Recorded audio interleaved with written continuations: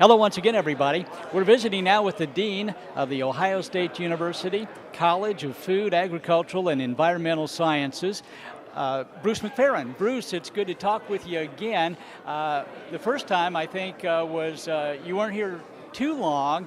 How are things progressing now? How's everything as far as being the Dean of the largest school in Ohio? Well, I'm a year old now. In fact, some of my colleagues have said I'm in my sophomore year. Good way to think about it. My second sophomore year. It's a millennium ago that I was here the first time as a sophomore, and so you didn't redshirt last year? I did not redshirt. I'm using eligibility as we go along.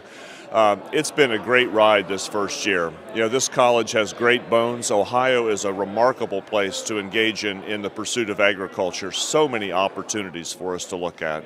You've had an opportunity to, I'm sure, visit with many of the students, if not all of the students in the college. I know that one of the things that your predecessor, Bobby Mosier, always talked about was every year the students seem to be getting better and better academically.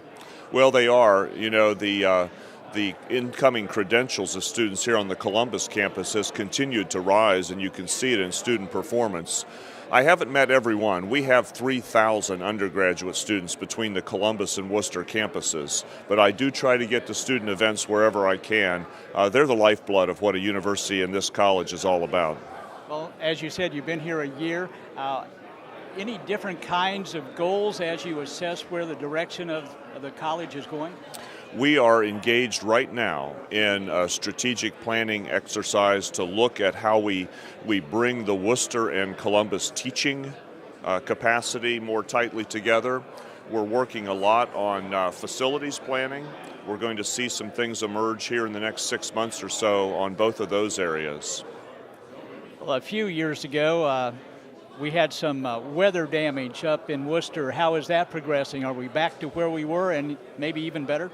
We have concrete poured on our new engineering building, and so it's going to sprout out of the ground over the next several months. That's the last major facility. We've got some greenhouses to work on. They'll finish up and close the loop. Even the Seacrest Arboretum, which suffered extensive damage up there, has really turned a corner. There were thousands of trees planted back in by volunteers to replace those that are missing from the tornado. And you realize that everything we do really is a growth pattern, an evolutionary pattern. Things change through time. Bruce, we're here at the general outlook and policy meeting that we have every year, but there's also going to be some satellite meetings like this around the state.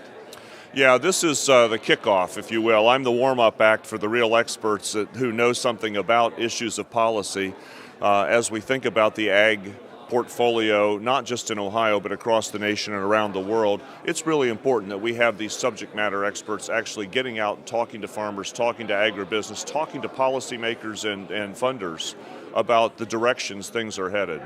And as we all know, when it comes to policy, it's always changing. It is always changing. I spent the last 2 weeks of last week down in Washington, D.C. A lot of conversation about Farm Bill and budgets down there. It's a moving target, and we've got to be adaptable. And for those folks who make their living in this area of actually working with these policies, it's particularly important that we spend time giving them the best guesses on where that moving target's heading. Our guest, Bruce McPheron. Bruce, always a pleasure. Thanks for being with us. Thanks, Gary.